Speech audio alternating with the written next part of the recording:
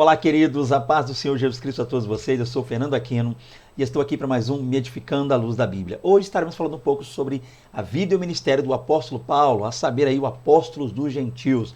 E é claro que esse estudo faz parte aí dessa série que estamos estudando nesse trimestre, né? Heróis do Novo Testamento, aí, um legado de amor, fé e obediência, uma revista LPD da editora Central Gospel, e é comentada pelo pastor Gesiel Gomes. E a lição de hoje é, claro, a lição 7, Saulo, transformado em apóstolo no caminho. E para dar início a esse estudo, esse ensino, estaremos vendo a princípio o nosso texto bíblico básico, que está lá em Atos dos Apóstolos, capítulo 9, dos versos 1 a 8 e também o verso 17. Temos aí também o nosso texto áureo, que está em Atos 20, verso 24, e diz: Mas em nada tenho a minha vida por preciosa, contanto que cumpra com alegria a minha carreira e o ministério que recebi do Senhor Jesus, para dar testemunho do evangelho da graça de Deus. Olha aí que maravilha, o apóstolo Paulo falando ali na sua defesa. E dando continuidade, então, aqui nós vamos para o nosso comentário, a palavra introdutória.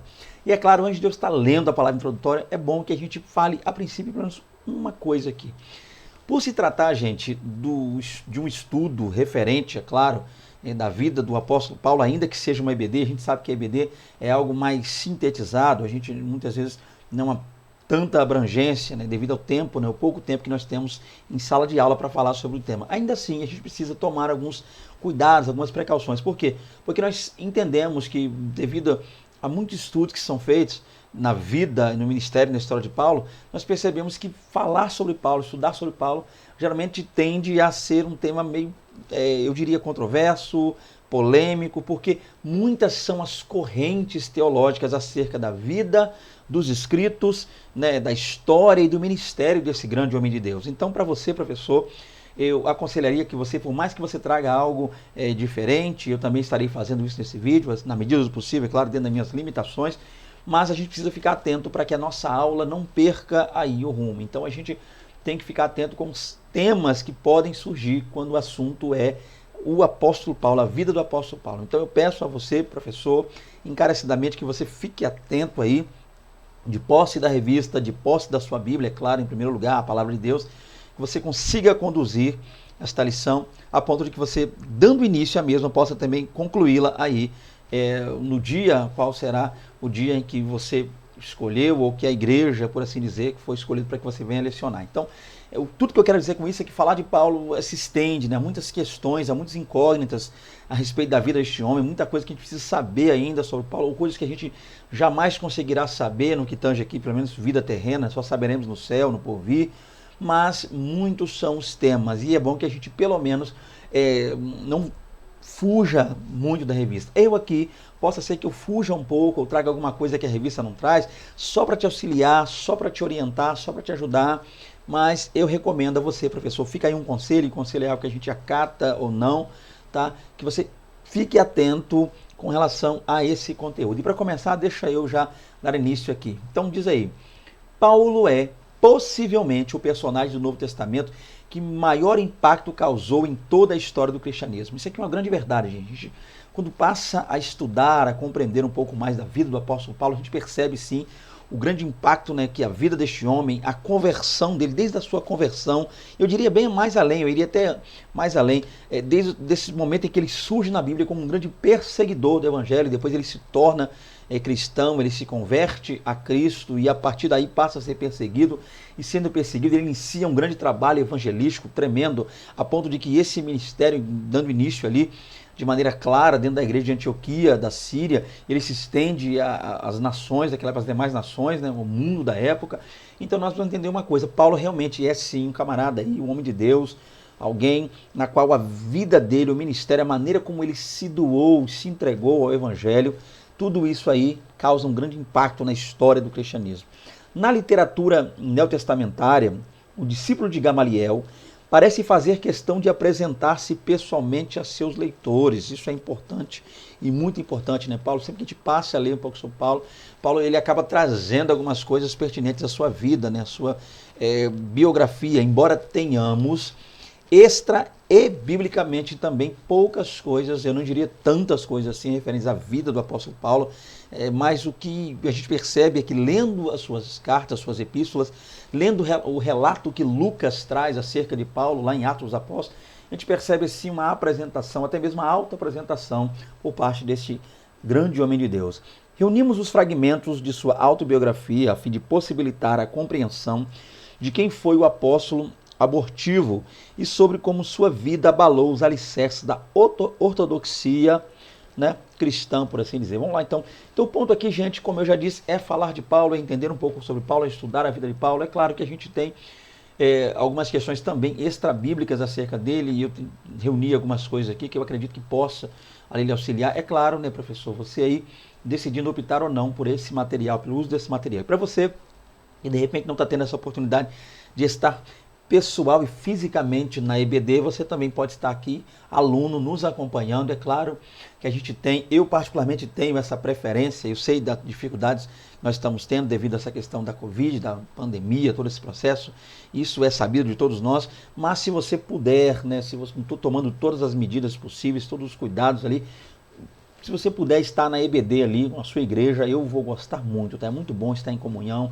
e estudar e aprender mais da palavra de Deus também, em loco, a saber, na nossa igreja. Vamos começar a falar sobre Paulo aí, o que a lição nos tem a dizer. E é claro, né?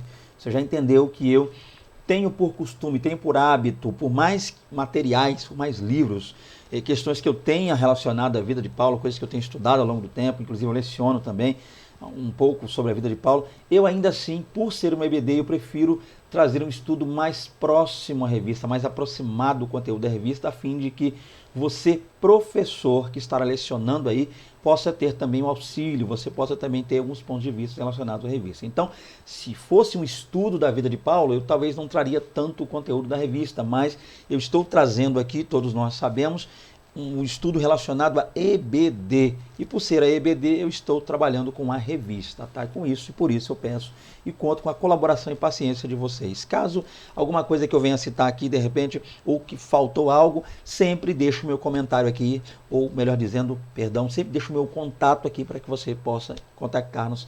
Meu zap sempre fica aí para a gente poder conversar. Então vamos lá. Primeiro tópico, entendendo aí um pouco sobre Paulo. Paulo, um cidadão do mundo. Vamos conhecer um pouco mais sobre a vida deste homem, a pessoa de Paulo.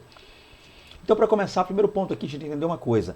O nome deste homem, tá? Há muita controvérsia, que a gente percebe aí de diversas pessoas quando o assunto é o nome deste homem. Para começar, nós entendemos biblicamente que o nome deste homem, a princípio, era Saulo, tá? Então, nós vemos aí que o nome dele era Saulo. O interessante é pensarmos em uma coisa. Saulo, gente, queridos aí, amados que estão nos acompanhando, Saulo é um nome de origem semítica, tá? Então, por ser um nome de origem semítica, a gente sempre, ou volta e meia, vai lá, as línguas faladas pelos povos bíblicos, e por se tratar de Israel, a gente sempre trabalha um pouco do hebraico e aramaico para tentar entender um pouco mais sobre isso. Então, Saulo, né? Saulo, a princípio, é um nome, uma palavra grega, mas o nome dele, a origem do nome desse homem é uma origem semítica e vem do hebraico. E no hebraico nós temos o nome deste homem como Shaul. Então nós temos Shaul. Então Shaul é o nome de Saulo no hebraico, Shaul. E essa referência, né, Shaul, parece muito com o nome, até a pronúncia a gente percebe que é muito igual. Que nome seria esse? Saul. Pois é, realmente esta é a origem do nome do apóstolo Paulo, a saber, Saulo. Então, seu nome de batismo, né, uma forma de a gente falar, né, o nome que ele herdou ali de seus pais há 8 dias, quando foi circuncidado, então deram a ele como uma espécie, cremos nós, de homenagem ao primeiro rei de Israel, a saber, Saul, também o mesmo nome, Saul para nós no português, Shaul, Shaul do hebraico. Então, esse homem aqui no hebraico é Shaul, a saber também Saul e no grego Saulo, ok? Também em português Saulo, melhor dizendo. E o que significa esse nome Shaul? Significa aí o que foi pedido. E a gente percebe mais uma vez, né? Lembremos, é claro, da história do rei Saul. A partir do capítulo 8 de 1 Samuel, o povo de Israel se reúne perante Samuel e pede um rei. Eles vão a Samuel a fim de que Samuel pedisse a Deus que lhes for instituído um rei. Então Samuel vai se queixar por isso, Deus vai dizer, não, Samuel, Eles não rejeitaram a você, rejeitaram a mim. E se é um rei que eles querem, um rei eles terão. Mas é claro que havia toda uma cláusula, todo um processo ligado a essa questão do rei. Para entender isso, caso você julgue necessário, professor, utilizar isso na sua aula, leia 1 Samuel 8 e também leia Deuteronômio capítulo 17, porque lá nós vamos entender o que Deus estava falando acerca daquilo que seria, ou daquele que seria um rei em Israel. Então nós temos aí primeiro o nome deste homem, nome de batismo, para nós no português, na nossa Bíblia no Novo Testamento, Saulo, que vem de Saul também no português, mas ambos os nomes são originados por ser semíticos, no hebraico Shaul, cujo significado é o que foi pedido. Dando continuidade então, nós temos também o nome deste homem lá na língua aramaica, língua esta falada por Israel no Novo Testamento. A gente sabe que essa língua, a princípio, é a língua que Israel adotou e passou a falar após o cativeiro. Lembremos de que Israel passara 70 anos no cativeiro babilônico e no retorno deste cativeiro, a língua que está sendo falada por eles é o aramaico. A língua popular, a língua comum em Israel era o aramaico, haja vista o fato de que o hebraico houvera se perdido e somente falava o hebraico, ou a utilização dessa língua hebraica no Novo Testamento era mais para o culto, era uma língua ligada de maneira mais direta e ampla ao culto, ok? Escribas, fariseus, aqueles que faziam uso da palavra e que utilizavam mais a língua hebraica, e quando a grande maioria do povo e as demais pessoas falava a língua, o dialeto lá era o aramaico. E no aramaico nós não temos certeza, já visto o fato de não termos muito do aramaico aí no que tange o Novo Testamento, a não ser a Peshita, né, a chamada Peshita, que é a tradução ali do Novo Testamento para o aramaico, nós teríamos algo parecido com isso aqui, que seria algo parecido com Sha'al. Há quem diga, né, quem se pronuncie no estudo aramaico, que o nome dele no aramaico seria Sha'al ou Sha'al, que também o significado é o mesmo lá, já visto o fato de ter vindo de Shaul. Então, que foi também pedido, dando a ideia de alguém que foi pedido. E esse pedido aqui, gente, é pedido em oração, tá? Não é alguém que foi pedido para outrem, no sentido, uma questão humana, normal. Mas essa expressão, o que foi pedido, dá a ideia de o que foi pedido a Deus, alguém que foi pedido em oração, alguém na quem se suplicou para que ele viesse. Então, pedido em oração, o que foi pedido em oração, esse é o ponto, o que foi pedido a Deus. Voltando lá ao hebraico, Shaul, e o aramaico, Sha'al, ok? E nós temos também aqui o grego, haja vista o fato do Novo Testamento ter sido escrito no idioma grego, né? Quem diga que Mateus foi escrito originalmente em hebraico, há quem diga que Mateus foi escrito em aramaico, mas o que nós temos hoje são aproximadamente 5.000 manuscritos gregos e não temos manuscritos datando o primeiro século, naquela próxima ali, aquele período do primeiro século, nesses dois idiomas que eu citei, aramaico e o hebraico. O que nós temos são no idioma grego, tá? Cerca de 5.000 manuscritos. Mas a ideia básica aqui, para que a gente não se confunda muito sobre esse assunto e não seja algo muito teológico e fuja ao tema da aula, da EBD, é entender isso aqui. O Novo Testamento fora originalmente escrito em grego, e a grande maioria concorda com isso. E no grego, o nome deste homem, que no hebraico é Shaul, no aramaico Sha'al, seria então Saulos. O nome é Saulos, a pronúncia é Saulos. Então nós temos Saulos, que no grego aí, que quer dizer o quê?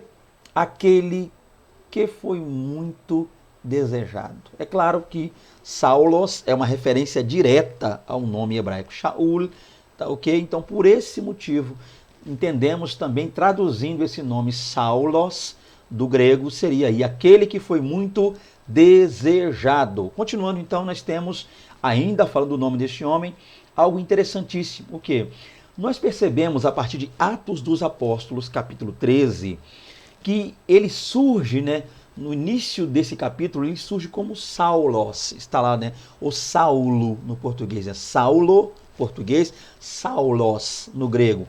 Então, tanto a Bíblia grega quanto as demais traduções nos trazem, no início do capítulo 13, o nome deste homem como Saulo. No capítulo 9, ele também está lá como Saulo. E no anterior, né, no capítulo 7, finalzinho ali, na morte de Estevão, ele estava ao lado ali, ele meio que consente na morte de Estevão. Todas essas referências, capítulo 7, capítulo 8, capítulo 9, até o capítulo de número 13, no seu início, está lá Saulos, do grego Saulos, e Saulo, na nossa Bíblia portuguesa, mas dentro do próprio capítulo, do primeiro capítulo, dentro do capítulo 13, melhor dizendo, nós vemos uma mudança. Ele meio que passa a ser chamado, ele aparece agora com outro nome, usando outro nome. Que nome é esse? No português, para nós, Paulo. E lá no grego, nós temos então esse nome, da qual é mudado de Paulos. Então nós temos Paulos. Então Saulos passa a se chamar Paulos no grego e Paulo no português, tá? Cujo significado desse nome é pequeno. E isso é muito interessante. O que nós temos a dizer no que tange o nome de Paulo é que nós não encontramos nada na Bíblia que nos faça pensar ou que nos leve a acreditar realmente que Deus é quem tenha feito essa mudança no nome deste homem. O que nós entendemos devido ao ministério dele, os lugares por onde ele passou, a maneira como ele dirigiu, né, tudo como Deus lidera, a maneira como o Espírito Santo conduziu esse homem, iniciando o seu trabalho junto aos seus patrícios, a saber, os judeus, sendo por estes rejeitados e entendendo que Deus lhe chamara para pregar aos gentios, nós percebemos que esse homem decide usar, ele deixa de usar em terras gentílicas o nome Saulos, ou Saulo, tá? Saulos, grego, ou Saulo no português, para então, a partir daí, adotar um nome gentílico, Paulos, ou Paulo, apontando para pequeno. Seria esse o nome pequeno, referente à humildade que ele agora teria, um homem que se achava grande, um fariseu, um perseguidor, agora é um homem pequeno, um homem, desde que for lançado ao chão no encontro com Jesus, agora é um homem pequeno, um homem humilde, um homem diferente. Não entendemos a princípio se Paulo está querendo usar esse nome pequeno para referir-se ao seu novo estilo de vida, ao seu caráter, ao seu procedimento diante de Deus. A questão é que este era um nome de cunho gentílico, grego, Paulo, e é bem interessante tal fato. Então, a questão é que Paulo, por si só, dá-nos a entender, adota esse nome. Então, essa ideia que a gente ouve, né? Por que eu estou citando isso aqui? É porque muitas pessoas batem nessa tecla de que Deus mudou. Deus disse, a partir de hoje você será chamado de Paulo. Nós não vemos isso acontecer. Embora Paulo tenha ficado um bom tempo com o Senhor Jesus Cristo, lá no deserto da Arábia, ele teve encontro com o Senhor. Embora Paulo tenha passado ali quase 10 anos na sua terra, né? Quando ele voltou para Tarso. Embora Paulo tenha ficado um tempo, cerca de 15 dias, a primeira vez em Jerusalém, e embora Barnabé tenha ido buscá-lo e ele já volta com essa questão, mas a gente percebe, pelo menos em Atos 13, que quando Barnabé vai buscá-lo, ele volta, ele já não volta com um novo nome. Tanto é que Atos 13 diz, né, separai, o Espírito Santo diz, separai-me Barnabé e Saulo para a obra que eu vos tenho chamado. Então, dá-se a entender, com tudo que eu disse aqui, para evitar esse problema, eu estou falando bastante aqui, e até peço perdão a vocês, possa ser que esse vídeo se torne um vídeo extenso, mas eu preciso falar sobre essas coisas, mas o ponto é que nós não temos evidências bíblicas para dizer que Paulo mudou o seu nome, ele mesmo, tá? Ou, desculpa, não temos evidência bíblica, perdão, para dizer que Deus mudara o nome de Paulo, e sim que ele mesmo passou a adotar esse nome, tá? Dito pois isso, eu acho que já dá para passar para um outro ponto aqui. Então, sobrenome está aí. Mais uma vez, caso você queira gravar, a pronúncia fica legal. Hebraico, tá? Shaul. Shaul. Então, Shaul, hebraico, Shaal, aramaico, Paulos, Paulos, grego, e Saulos, também no grego, ok? Vamos lá, então. Continuando aqui. O aspecto físico de Paulo, embora a lição não trate isso, mas é importante. Por quê? Porque quando a gente fala sobre Paulo, eu já havia dito isso para vocês lá no início do vídeo, muitos são os assuntos que surgem quando nós passamos a estudar um pouco sobre a vida desse homem. Então, nós temos alguma coisa que diz respeito ao aspecto físico de Paulo? Antes de falar sobre Paulo, é bom que a gente diga uma coisa. Nenhum dos 12 apóstolos, nem mesmo que entrou depois, a saber lá, naquela questão ali, Matias, né? Após a morte de Judas Iscariotes, quem vai assumir o seu lugar é Matias. Ainda assim, nós não temos nada que nos traga histórica, bíblica, ou nada que nos traga, nenhuma fonte que nos traga como era o aspecto físico desses homens. O que nós temos é geral, né? O aspecto dos galileus, o aspecto físico dos judeus, mas nós não temos nenhuma caricatura, nada que nos possa, ninguém descrevendo nada sobre Pedro e os demais apóstolos, até mesmo o fato de Cristo, nós não temos nada acerca de Cristo. O que nós temos aí, recentemente, são pessoas de posse de um lençol, que você conhece bem, um pano, um tecido chamado sudário, inclusive esse tecido foi usado para cobrir, segundo dizem, o rosto de Jesus. A partir deste tecido, meio que elaboraram aí uma espécie de um rosto, que seria aqui uma espécie de rosto de Jesus, né? Algo para se assemelhar ao rosto de Cristo, mas também não temos certeza. Mas quando o assunto é Paulo, algo interessante. Existe um documento extra-bíblico, já vou repetir, extra-bíblico, então por isso nós não temos certeza, que traz alguma coisa referente à fisionomia de Paulo. Então o que seria isso? O aspecto físico dele. Deixa eu ler um pouquinho para a gente poder trabalhar isso aqui. Para começar, a citação extra-bíblica mais conhecida sobre a aparência de Paulo vem de um documento apócrifo, né, fragmentado, conhecido como Acta Pauli, lá do latim, ou Atos de Paulo, tá, no português. E segue um trecho do texto. Eu vou ler já um trecho desse texto aí. Então, para começar, nós temos um documento que data ali o primeiro século, ou eu acredito, não, o segundo século, melhor dizendo. Um documento que data aí o segundo século, né, um documento apócrifo, chamado Ato de Paulo, né? Ou Atos de Paulo, uma espécie de documento na qual narra algumas coisas que Paulo fez, até mesmo meio que paralelo ao trabalho que ele haveria feito lá em Atos dos Apóstolos. A questão é que, para começar, não é um livro bíblico, é extra-bíblico. Segundo, é apócrifo, né? Então há quem diga que esse livro ele narra uma história que aconteceu realmente, mas muitas são as coisas que estão descritas nesse livro. Caso você se interesse por pesquisá-lo, é só você pesquisar, você vai ler um pouco sobre ele. Inclusive eu li algumas coisas muito controversas nesse livro e eu não vou falar muito sobre ele, haja visto o fato de eu estar trabalhando no EBD aqui. Mas o ponto é que esse livro traz algo referente aí àquilo que seria a vida de Paulo. Então traz personagens como Onesíforo, aparece nesse livro, aparece uma jovem virgem chamada Tecla, né? Então a questão de Atos de Paulo e Tecla, um outro documento baseado também nesse tempo, ligado aí a período de 160, né, depois de Cristo, como esse documento também o é. Mas a questão é, gente, é que nesses documentos, ou esse documento apócrifo, ele traz uma espécie de descrição física do apóstolo Paulo. É claro que nós não temos nada bíblico acerca dele, mas muitos têm se valido desse documento para tentar realmente descrever como era o apóstolo Paulo. O que esse documento diz a respeito da questão física de Paulo? Ele diz o seguinte: um homem de pequena estatura, então Paulo não era alto, pouco cabelo sobre a cabeça, então Paulo era meio calvo, segundo esse documento, torto das pernas, Paulo era meio cambota, ou andava meio torto nas pernas, de boa complexão física, tá? Não era alguém muito magro demais, era alguém bem fisicamente, e com as sobrancelhas juntas, segundo esse documento lá, o Onesíforo narra, né, as características físicas de Paulo, nessa carta, Atos de Paulo, e ele fala que Paulo era alguém com sobrancelhas juntas, com pequena estatura, meio calvo, meio cambota, por assim dizer, nariz um pouco torto, né? O nariz de Paulo era torto, segundo ele, mas era alguém, um homem cheio de graça, e algumas vezes, né, ele parecia homem, às vezes ele tinha um rosto de um anjo, né? Isso vale dizer também lá no Atos de Paulo e Tecla, uma jovem virgem chamada Tecla que se encantou com Paulo. Eu não vou nem entrar muito nesse assunto, já visto o fato de ser algo apócrifo, ok? Que não nos é de grande valia. Mas a questão está aí. Então, Atos de Paulo, capítulo 1, lá, verso 7, por assim dizer, é que vai trazer essa questão. Então, com base em Atos de Paulo, como seria a fisionomia de Paulo? Então, nós temos certeza? Não. O que nós temos é uma espécie de réplica, algumas pessoas desenharam aí para tentar descobrir. Então, seria algo parecido com isso aqui, ó.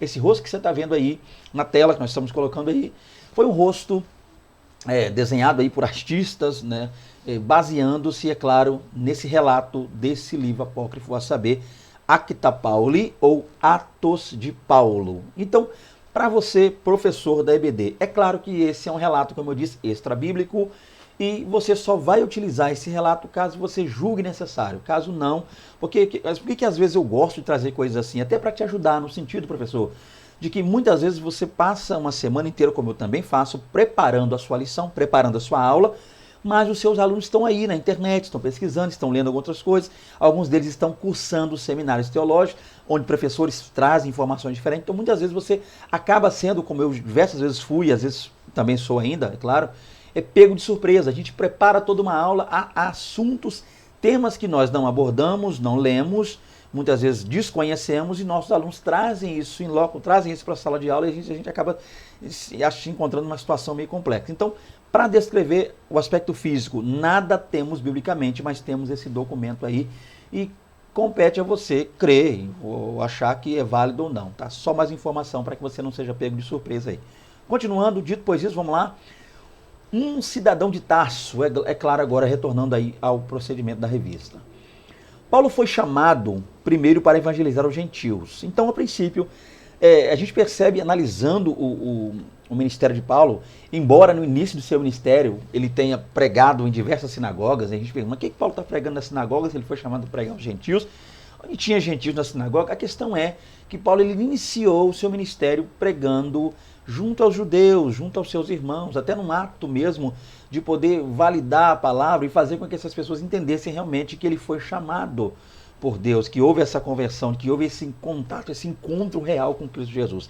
Então, ainda que ele tenha iniciado, né, pregando em sinagogas, pregando a judeus, sempre que você lê relatos relacionados à vida de Paulo, lá no livro de Atos dos Apóstolos, quase sempre você vai ver Paulo iniciando num sábado pela manhã, pregando na sinagoga, e de repente alguns judeus o expulsando dessa sinagoga, ou o proibindo de pregar ali novamente, ou perseguindo na cidade, fazendo com que ele fosse muitas vezes, tivesse que fugir para outra cidade. Então Paulo, apesar de ter iniciado pregando aos judeus, Deus o chamou para evangelizar, é claro, os gentios, né? Cristo disse, vai Ananias, porque esse é para mim um vaso escolhido, para levar a minha palavra aos reis, aos gentios. Ou seja, esse é o processo, a gente se entender, que Paulo foi chamado um vaso escolhido de Deus para que, por intermédio de sua vida, a palavra de Deus chegasse aos gentios.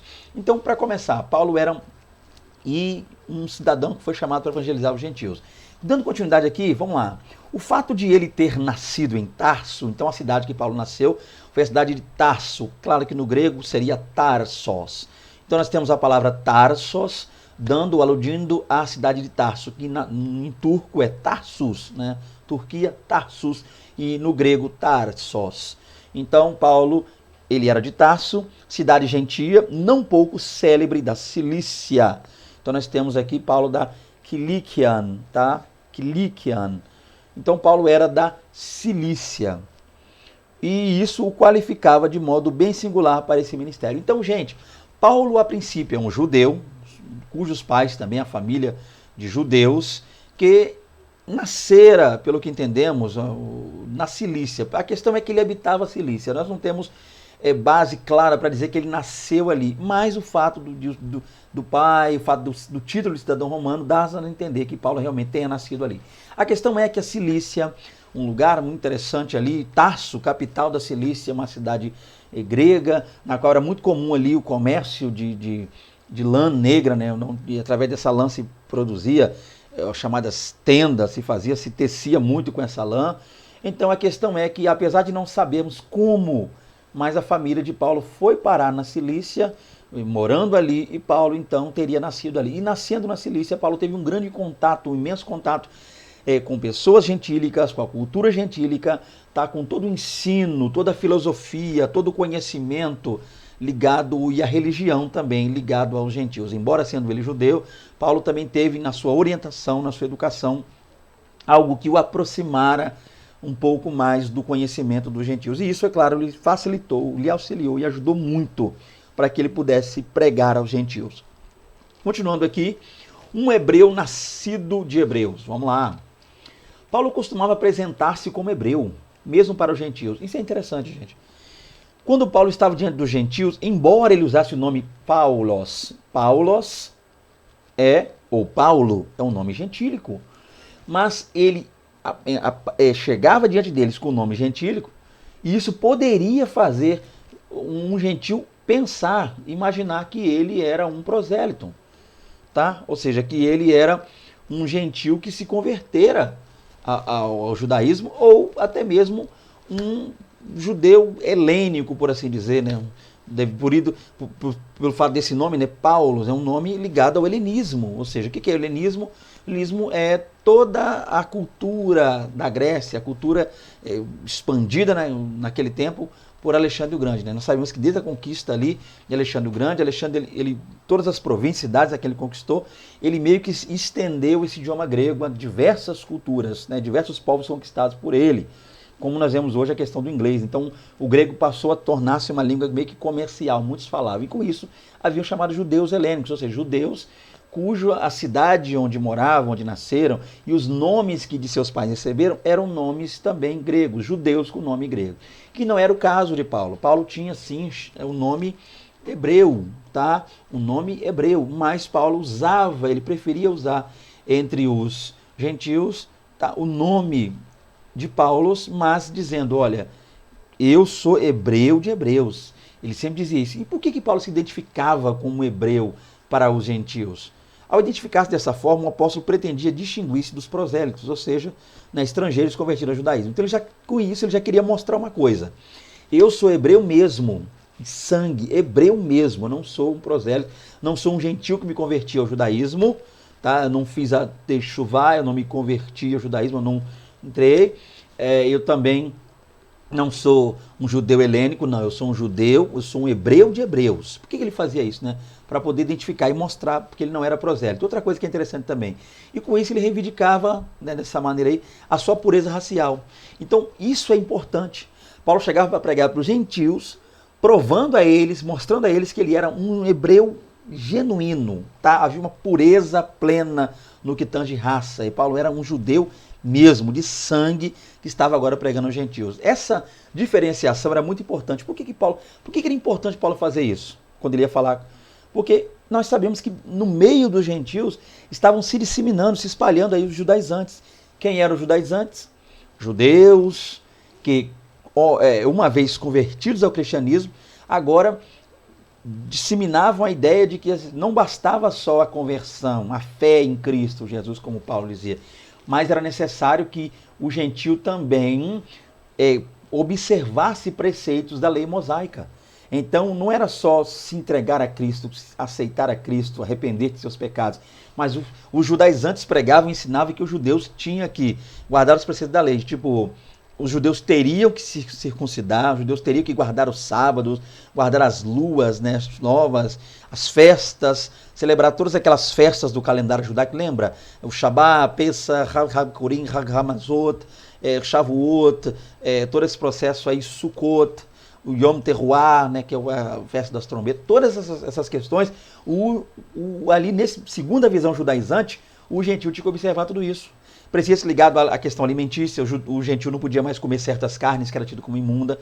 Então os judaizantes tentavam a qualquer preço a impor isso sobre a vida dos gentios. Mas Paulo agora, sendo um hebreu dos hebreus, um judeu genuíno, ele pregando aos gentios, ele estava agora levantando-se contra os judaizantes. E isso aí era interessante. Por quê? Porque ele podia falar de maneira clara também com os judaizantes. Ele podia alertar os gentios, auxiliar os gentios e debater de maneira clara, concisa e abençoada contra os judaizantes. Coisa essa que ele fez, é claro, basta que nós leamos lá a Epístola aos Gálatas, toda ela se vale disso. Aos Gálatas, né, um grupo de judaizantes foi à Galácia e começou a disseminar junto aos gentios que eles, agora os Gálatas, deveriam observar os preceitos da lei mosaica. Então o povo ficou dividido com isso. E Paulo necessitou escrever aos Gálatas a fim de extrair, né, arrancar tudo isso aí, esse pensamento, essa questão dos gentios agora terem que se bandear para o judaísmo para poder ter a salvação. Então Paulo escreve nesse sentido. Outro ponto está aqui também uma referência da revista, que é Atos 15, né, que é o famoso concílio de Jerusalém, o primeiro concílio da igreja, na qual um dos temas principais, eu acredito que a pauta principal dessa reunião, desse concílio, foi o que se fazer agora dos gentios. Já visto o fato de que os gentios estavam se convertendo. Paulo e Barnabé, ou Barnabé e Saulo, como você quiser dizer aí, trazem um relatório lindo e abençoado de gentios se convertendo aos montes durante a sua primeira viagem missionária, e eles levam esse relatório como representantes da igreja lá em Antioquia, da Síria, junto a Jerusalém. Eles vão a Jerusalém para representar a Antioquia da Síria, e alguns irmãos vão com eles também, alguns presbíteros vão com eles também, e lá a pauta da reunião do concílio é essa. Os gentios agora estão abraçando a fé, e aí? Vamos impor os mesmos encargos, vamos colocar os mesmos pesos, o mesmo peso da lei mosaica, vai para as costas também, para os ombros dos gentios. E na reunião, glória a Deus, o Espírito Santo trabalhou tremendamente. Pedro, Tiago ali, todo aquele processo lindo e abençoado, puderam ali realmente concordar que os gentios não teriam mais sobre ele esse peso tremendo que é da lei de Moisés. E com isso, gente, Paulo é um hebreu dos hebreus, um judeu dos judeus, genuíno, pureza racial, lutando contra os judaizantes, usando isso contra os judaizantes e confirmando que um judeu, um hebreu, estava agora pregando Cristo para os gentios. E sendo ele hebreu, por que ele, sendo hebreu, não guardava a lei? Por que ele, sendo hebreu, no sentido, não observava todos esses preceitos, por assim dizer? Tá? Não que Paulo fosse contrário a isso, mas Paulo via isso como algo desnecessário, era um retrocesso, haja vista o fato de entregar a vida para Cristo, guardar a lei seria um retrocesso. Então, para você, professor, para esse slide aqui, você percebeu que eu falei muito, eu já havia dito isso, já me expliquei no início do vídeo, possa ser que esse vídeo se estenda e eu já vou pedir perdão para você que gosta de muitas vezes vir no comentário aí do vídeo dizer que vídeo grande, que aula extensa, faz uma menor. Falar de Paulo, gente, eu tô para dizer que esse vídeo ficar com 5 horas ainda vai ser muito pouco para falar de Paulo, ok? E eu preciso falar algumas coisas aqui, tá? Então, continuando aqui, vamos lá. A questão básica é entender isso aqui. Por isso que Paulo se apresenta como um hebreu dos hebreus. Ele queria realmente usar esse ponto-chave para até mesmo confundir os judaizantes e fortalecer a fé dos gentios em Cristo Jesus. Continuando aqui, um israelita da tribo de Benjamim. Vamos lá, ainda falando sobre a vida de Paulo. Paulo era da tribo de Benjamim, e do hebraico, né, Ben Yamin. Ben, nós vamos ver aqui, filho, tá? Então, Yamin, na bênção, há quem diga da mão direita, né? Dando a ideia aí. Então, Paulo era da tribo de Benjamim. Olha que coisa interessante, outra coincidência. Lembremos-nos que o primeiro rei de Israel, a saber, Saul, né, Shaul, do hebraico, era dessa tribo também, Benjamim. Isso é algo que reforça-nos o fato de que Paulo tenha recebido de seus pais esse nome, tá? Por causa do rei mesmo, como sendo uma homenagem a Saul. Então, Saul, do português, Shaul, do hebraico, primeiro rei de Israel, tribo de Benjamim, 1 Samuel capítulo 8, você vai dar uma lidinha, 8, 9 e 10, né? No 8, o processo do chamado para um rei, no 9, ele está procurando a jumenta perdida do pai, e no capítulo 10, a partir do verso 1, Samuel deita azeite sobre sua cabeça, dá um beijo nele e diz, porventura Deus não tem te ungido capitão sobre o seu povo? Então, ali, ele é ungido rei, capítulo 10 de 1 Samuel, Saul. E aqui, nós temos Paulo, tá? Ou Saulo, ou Shaul, como você quiser falar, ou Saulos, no grego, sendo aqui agora recebendo esse nome, como homenagem ao rei Saul, pelo fato de ser a mesma tribo. Tribo essa, a tribo de Ben Yamin, ou Benjamim no português. Seus pais, judeus devotos, circuncidaram ao 8º dia, de acordo com a lei. Outra coisa que é interessante. Então, Paulo era circuncidado, segundo a lei. Isso é maravilhoso. Nós sabemos que naquele tempo, né, os pais circuncidavam os seus filhos a partir aí do seu 8º dia. Lembrando que essa alusão à circuncisão, ela está como primeira referência lá em Gênesis 17. Para você, professor, vale a pena você dar uma lidazinha aí, tá? Eu estou correndo aqui por causa do vídeo, estou tentando ser breve, mas você pode estar consultando Gênesis 17, lá você vai encontrar coisas maravilhosas acerca da circuncisão, Deus estabelecendo na casa de Abraão a circuncisão do pai Abraão, o amigo de Deus, o pai da fé. Então Deus estabelece essa questão com ele, todo macho da casa circuncidado. Então Paulo também por esse motivo foi circuncidado. E segundo o costume, né, a criança era circuncidada ao 8º dia, né, na qual o judeu chamou de Brit Milá. Brit Milá. Então Brit Milá seria o rito da circuncisão. A questão principal que nós teríamos aqui, até mesmo o mistério que gira em torno, seria aí na questão do 8º dia. Possa ser, professor, que algum aluno nessa hora da sua lição levante o dedo abençoado e te pergunte, professor, por que as crianças eram circuncidadas no 8º dia? A primeira coisa que eu tenho que lhe dizer aqui, se você ainda não sabia, né, de repente eu estou chovendo uma olhada aqui, mas o fato é que nós não temos algo concreto para qual seria o motivo, tá, da circuncisão no 8º dia. Muitas são as questões que giram em torno disso, mas o que eu posso adiantar é que basicamente todas elas não passam de especulações. A maioria, é claro, ligada ao judaísmo. Então no judaísmo ele tem muitos motivos para explicar ou tentar explicar o porquê no 8º dia. Okay? Há quem diga lá que essa questão do 8º dia na Brit Milá, circuncisão, era porque a criança até o 7º dia, ela não tem ainda, a mente dela ainda não para mesmo beber, ter uma espécie de raciocínio, ou ela tem uma percepção, né, que seria a expressão que eles usam, até os 7 dias de nascido, a criança não tem percepção das coisas que estão ao seu redor. Então ela passa a ter essa percepção no 8º. Então, uma vez que circuncida no 8º, dando a entender que a primeira percepção que ela tem é que ela pertence a Hashem, o Yahvé, Elohim, que ela pertence a Deus, tá? Seria uma visão, uma das muitas. Outra que muitos vão dizer lá também, ligado da especulação aí, né, na Midrash, tem muito disso aí, né? Então, numa das Midrashs vão dizer aí que a criança, é a visão deles, tá? Estou só explicando aqui para que você, de repente, julgue, professor, necessário ou não aplicar na sua aula. Mas uma das visões aí é que quando a criança nascia, ou melhor dizendo, quando a criança estava ainda no útero, a ideia que se tinha é que enquanto a criança está no útero, ela está aprendendo dentro do útero a Torá, aprendendo de Deus. Dentro do útero da mãe, enquanto a mãe medita, estuda, busca, é devota, se entrega a Deus, a criança recebe isso no útero, no ventre. A criança está sendo ensinada no ventre. Aí quando a criança nasce, há a concepção, então é como se a criança tivesse perdido esse ensinamento, aquilo cortou na vida dela. Ela nasce, corta o cordão umbilical, então todo aquele aprendizado que a mãe passava para ela no ventre é cortado, é perdido. Então é como se fosse uma espécie de luto, uma espécie de morte, por assim dizer. A criança fica 7 dias no luto da Torá, no luto do conhecimento, no luto das coisas de Deus. Ela deixa de aprender. A saída dela do útero da madre e da mãe é um sinal que ela não está mais estudando, aprendendo e absorvendo. Então ela passa ali uma espécie de luto de 7 dias. Aí no 8º circuncida, retornando ela novamente, tá, a aliança. Lembrando que a circuncisão é um símbolo da aliança. Então, quando circuncida no 8º dia, passam-se 7 dias desse luto, como se fosse uma espécie de morte espiritual. A criança perde o contato com tudo com que a mãe lhe passava das coisas de Deus.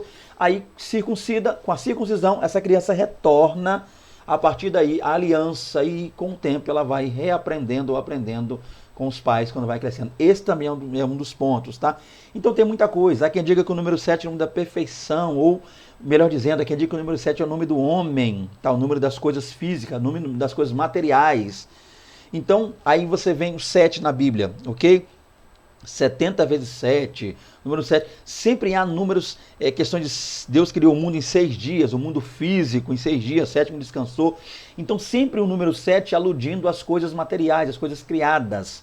Aí vem o de 8º, ou seja, o 8º excede o 7º. Então, se o 7º aponta para o mundo físico e coisas criadas, o 8º dia apontaria então para as coisas que são acima das criadas, além das criadas, mais poderosas do que as criadas. E o que é mais poderoso, o que é acima das criadas, é o mundo espiritual. Então por isso o 8º dia, porque deixa o físico, excede o físico e entra no espiritual.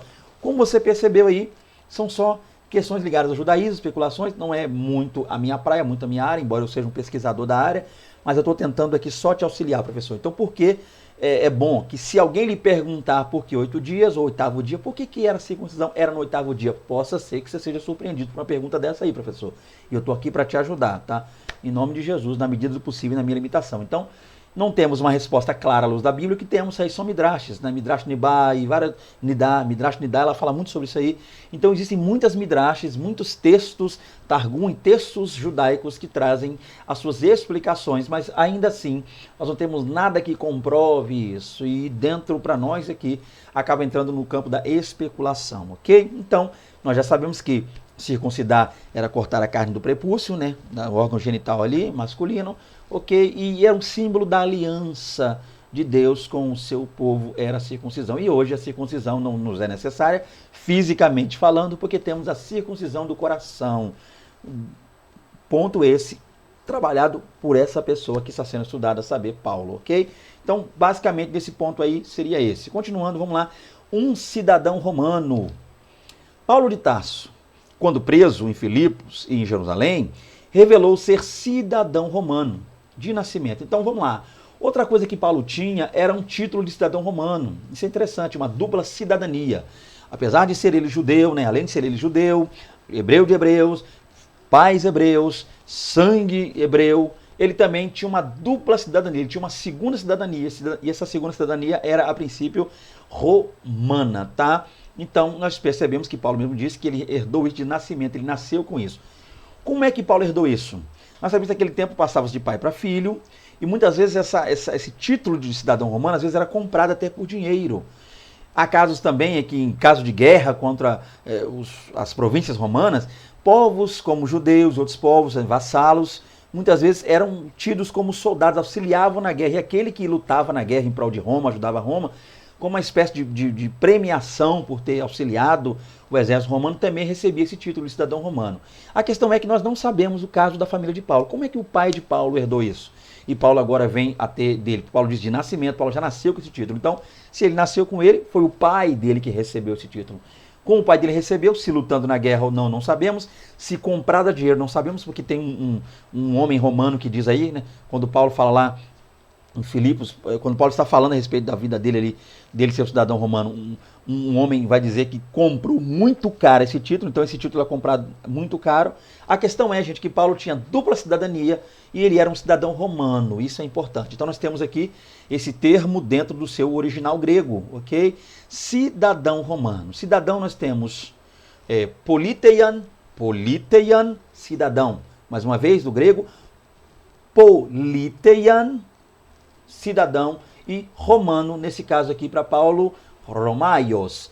Politetan Romaios. Então o que seria Politetan Romaios? Romaios, romano, e politeian, cidadão. Mais uma vez, politeian Romaios. Cidadão romano Paulo era. E ele era de nascimento, né? Lá quando você consulta, eu lendo o texto grego e consultando lá o texto grego, vi lá realmente que está lá também no texto grego, constando que Paulo era de nascimento. E a palavra de nascimento está aqui a palavra gegenemai. Então, gegenemai. Olha que coisa interessante, tá? Gegenemai. Então, gegenemai, apontando aqui nesse caso, ok, que vem da palavra gegenemai, a ideia de Gênesis. Gênesis é o início, o nascimento, ok? Então, Paulo era um politeian Romaios, cidadão romano, gegenemai, de nascimento. Isso é importante. Agora, o que seria proveitoso? O que se impactava na vida de Paulo e das demais pessoas que tinham esse título? Vamos tentar entender um pouquinho sobre isso aqui. Vamos lá. Outra coisa, falando sobre esse assunto ainda. O cidadão romano estava sujeito à lei romana, isso é importante, não às leis das províncias. Então, Paulo, por ser um cidadão romano, ele estava sujeito, a princípio, em primeira instância, à lei de Roma. Então, embora ele passeasse, embora ele trafegasse pelas províncias, a lei da qual ele, por ser um cidadão romano, que ele estava sujeito em primeira instância, era a lei romana. Então, isso é importante, importantíssimo. Ele passou por diversas províncias de Roma, mas, inclusive também entre os hebreus, os judeus ali, o seu povo, mas a lei que ele estava sujeito era, a princípio, a lei romana. Isso dava o cidadão romano, ele tinha esse direito de estar sujeito somente à lei romana e não à lei das províncias conquistadas por Roma. Uma pessoa acusada podia concordar em ser julgada segundo as leis locais, mas ainda assim ela tinha o direito de ser ouvida por um tribunal romano. Outra coisa que é importante, que Paulo também tinha e os demais cidadãos romanos tinham. Um cidadão romano sendo julgado lá por uma província, uma lei de uma província vassala a Roma, né, escravo de Roma. Ele tinha o direito de escolher ser julgado sim por aquela província ou não. E caso ele decidisse, optasse ou fosse julgado de acordo com o que ele fizesse, né, o que ele fizesse com aquela província, mesmo assim ele deveria ser naquela província assistido, isso é interessante, por um tribunal romano. Então até para os judeus fazerem algo com Paulo, no que tange tirar a vida dele, porque Israel, os judeus não tinham direito, uma vez sendo vassalos de Roma, de tirar a vida de ninguém, tá? Pelo fato de estarem sendo ali, serem vassalos de Roma, eram os romanos somente que tinham direito de julgar alguém com pena de morte. Nem os judeus tinham esse direito. Ainda assim, caso sendo, é claro que Roma deu a eles um certo direito, mas tudo isso deveria ser assistido por um tribunal romano, no caso aqui de Paulo. Então isso é interessante, tá? Paulo, como cidadão romano, sendo acusado, ok, vai passar pelo todo o crivo da lei que da província tal, na que ele transgrediu, por assim dizer. Mas ainda assim, como cidadão romano, ele podia apelar por ser assistido por um tribunal romano. Outra coisa, no caso de ser sentenciado à morte, né, a pessoa podia apelar ao imperador. Isso é importante. E nós vemos que tudo isso aconteceu com Paulo. No momento em que Paulo foi sentenciado à morte, quando os judeus queriam matá-lo, quando os judeus intentaram, insurgiram-se tremendamente contra ele, o que ele fez? Ele apelou para o imperador. Ele queria ver o imperador, falar com o imperador, ou seja, ser julgado lá no tribunal romano perante o imperador. Então esses são, né, claro que há muito mais aqui, mas no caso de Paulo é importante porque a gente passa a entender um pouco o que aconteceu com esse homem. Então ele chegou a dizer quando foi açoitado, né? Aí Paulo foi açoitado lá em Filipos, lembra disso? Preso lá em Filipos, orou a Deus com Silas, as cadeias tremeram, romperam, né? Todos os presos foram soltos, mas ficaram ali presentes. A gente conhece muito bem o texto, né? Estou tentando ser breve aqui. Com isso, houve a conversão do carcereiro e de sua família. Tremendo. Paulo e Silas orando a Deus por volta da meia-noite foi algo maravilhoso. Nós vemos ali que nesse momento, Paulo e Silas foram tratados, cuidados. Então, eles agora sai uma espécie de soltura para eles. Né? Alguém bate o martelo, ó, solta esses homens aí. Ou seja, a saber, Paulo e Silas. Mas Paulo não se contentou não. Soltar a gente nas escondidas aí, não. Vão ter que fazer isso em público. Pedir perdão, soltar, reconhecer em público. Porque nós somos cidadãos romanos. Por que fizeram isso se nós somos romanos? Nessa hora, quem ouviu isso correu mais que depressa, anunciou os magistrados lá de Filipe. Os homens ficaram com medo. Mas esses dois homens são romanos. Esse Paulo aí, ele é romano e a gente não sabia disso. Então eles agora temeram e tiveram que fazer algo público para soltar a Paulo. Isso é importante. A mesma coisa se deu quando os judeus, lá no capítulo 22, né, quando Paulo retorna a Jerusalém, eles prendem Paulo, então eles meio que querem matar a Paulo. Paulo agora apela também de maneira tremenda para o imperador. Né? Paulo fica preso em Cesareia um tempo ali. Dali, é claro, com o passar do tempo, Paulo é levado a Roma e lá Paulo morre. Mas a questão é que Paulo era um cidadão romano. E como cidadão romano, ele tinha alguns privilégios interessantes. Né? Como já falou aí, ele é sujeito à lei de Roma, à lei romana, e não à lei das províncias, ok? Isso é interessante e importantíssimo. Dando continuidade, vamos lá? Paulo era casado, solteiro, viúva, divorciado. Isso aqui não está na lição. Quem sabe, não, isso aqui não está na lição. Mas possa ser que o mesmo dedinho abençoado que a gente tem, eu como professor de EBD, gente, eu vou falar para vocês, eu passo cada situação, tem hora que eu fico coçando a cabeça. Porque tem umas pessoas que trazem umas perguntas tão polêmicas, tão interessantes, que a gente fica pensando. Então, de repente, você se pergunta, professor, ou alguém possa lhe perguntar, vá que surja esse assunto na sua aula. Paulo era casado, solteiro, viúva, divorciado. Vamos lá. Como explicar isso aqui? Em primeiro lugar, não encontramos nenhum texto bíblico claro que afirme o estado civil de Paulo. O primeiro passo é esse aqui. É entender que a Bíblia não nos dá certeza, a Bíblia não nos traz nada de concreto quanto ao estado civil de Paulo. Ele era casado, solteiro, viúvo? Não sabemos quando o assunto é Bíblia. O que passa disso aí é especulação ou alguns que tentam, através de versículos bíblicos, ver nas entrelinhas do texto bíblico, descobrir alguma coisa. Vamos ver mais aqui.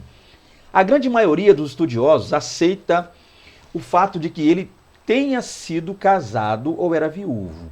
Isso aqui são os estudiosos, ou, volto a dizer, especulação. Então, por que se fala isso? Isso por causa do seu envolvimento no Sinédrio. Então, a maioria das pessoas usa duas coisas para falar que Paulo era casado. Primeiro, o envolvimento dele no Sinédrio, e segundo, também pelo grande conhecimento no aconselhamento na área do casamento que Paulo demonstrou em suas cartas. Duas coisas põem dúvida na gente. Primeiro, Paulo casado, solteiro? Tá, mas, em primeiro lugar, Paulo era do Sinédrio. E há textos, há livros, né, há fontes que dizem que todos os membros do Sinédrio eram casados. E se Paulo compunha o Sinédrio, Paulo era do Sinédrio ou não? Atos 26:10, Paulo diz que quando os presos ali, os cristãos perseguidos eram sentenciados, Paulo lá no Sinédrio dava voto, confirmando a prisão deles mesmo, castigo, açoite, tá? Todo esse processo. Que eles fossem torturar, a tortura, o castigo, o açoite, tudo isso Paulo dava o voto, sim. E aí, o cristão tal, Paulo votava sim. Então Paulo votava no Sinédrio, porque é só no Sinédrio que nós temos algo formal. O Sinédrio também era uma espécie de cartório, o Sinédrio também ligava a questão judicial, questões de leis, todas elas são tratadas, não é só a questão religiosa, espiritual, mas a questão também legal, questões de cunho legal eram tratadas no Sinédrio. Com isso, muitos entendem que Paulo era um membro do Sinédrio. Que ele era fariseu, ok. Mas nem todo fariseu era membro do Sinédrio. Já visto o fato de que nós vamos ver já um pouquinho mais sobre o Sinédrio. Então, entenda isso. Nem todo fariseu e nem todo saduceu pertencia ao Sinédrio. Tinha um grupo seleto, uma quantidade fechada de membros do Sinédrio. Então, há quem diga, com base nesse texto aqui, que Paulo pertencia ao Sinédrio. Mas que também isso aqui não é suficiente para ter certeza que ele pertencia. Então, há quem creia que ele pertencia ao Sinédrio e há quem creia que esse texto aqui, Atos 26:10, não é suficiente para concordar com isso. Mas então, Paulo pertencia ao Sinédrio. E os membros do Sinédrio não tinham que ser casados? Não havia solteiro no Sinédrio? Algo que dizem. Mas também, se você pesquisar um pouco, você vai descobrir fontes bem mais antigas que vão dizer que esse negócio de um membro do Sinédrio ser casado só se tornou obrigatório lá para meados de 70 depois de Cristo. Antes disso não era obrigatório. Fontes que trazem historiadores bem antigos, né, ligados ao primeiro século até antes, dizem que o sinédrio só passou a ser obrigatório ser casado após 70 depois de Cristo. Coisa essa que a gente não tem certeza, tá? Então, Paulo era do sinédrio? Há quem diga que sim, há quem diga que não. Sendo do sinédrio, não deveria ser casado? Há quem diga que só se tornou obrigatório depois de 70 depois de Cristo, e antes não era obrigatório. Dá para ser do sinédrio sem ser casado. Solteiro também pertenceu ao sinédrio. Algumas fontes vão dizer. Segunda parte, por que dizem que Paulo também era casado? Porque Paulo tinha um grande conhecimento. Como é que um solteiro demonstra tanto conhecimento em aconselhar casal? Paulo parecia que entendia muito quando o assunto era casamento. Parece que Paulo já passou pela vida. Parece que Paulo já tinha dividido, vamos por assim dizer, uma saca de cevada, de trigo com alguma mulher, de sal. Paulo parece ter dividido a sua vida, se tornado uma carne só com alguma mulher no passado. Antes mesmo da conversão, não sabemos. Porque o homem sabia demais. As cartas dele, os escritos dele mostram muito sobre aconselhamento para casal. E dificilmente, creio alguns estudiosos, que um homem solteiro poderia entender tanto assim de casamento. Haja visto o fato que muitos casados apanham, não entendem, e Paulo, solteiro, conhecer tanto assim de casamento. Então, isso aqui, gente, ainda para nós não é a certeza que Paulo era casado ou não. O que eu estou trazendo aqui para vocês são os motivos que as pessoas trazem, usam para poder afirmar o fato de Paulo ser casado, ok? Continuando aqui então, o texto de 1 Coríntios, o texto contido em 1 Coríntios 7, 8, pode sugerir algum indício de que Paulo era viúvo. Olha que coisa interessante, tá? Alguns citam 1 Coríntios 9, 5 para afirmar que Paulo era casado. Ou até mesmo o 1 Coríntios 7, 7, aí afirmam que Paulo era solteiro por causa do que ele diz. Porque queria que todos os homens fossem como eu mesmo. Então, olha lá, nós já vimos aí que muitos diziam que Paulo era casado. Agora já estão usando 1 Coríntios 7, 8 para dizer aí que Paulo era viúvo. Vamos ler 1 Coríntios 7, 8, meus amados? Bíblia Sagrada na mão. 1 Coríntios 7, 8 vai dizer o que aí? Digo, porém, aos solteiros e às viúvas, que lhes é bom que se ficassem como eu. Não, minto, verso 7, peço perdão. Vamos lá, viu? E verso 8, desculpa. Digo, porém, que a solteiros e as viúvas, que lhes é bom que ficassem como eu. Então, Paulo está dizendo que tanto o solteiro como o viúvo ficasse como ele. A ideia aqui, gente, é que Paulo está dizendo o quê? Sozinho. Isso não dá para ter certeza que ele é solteiro ou que ele era solteiro ou viúvo. Quer dizer que naquele momento ele estava sozinho. Então ele está dizendo, olha, para o solteiro, permaneça como eu estou. Sozinho. Aqui diga que isso, Paulo está usando isso para falar que ele, de celibato, Paulo seria um celibatário. E o verso 8 para a viúva também. Ficou viúvo, enviuvou, permanece só.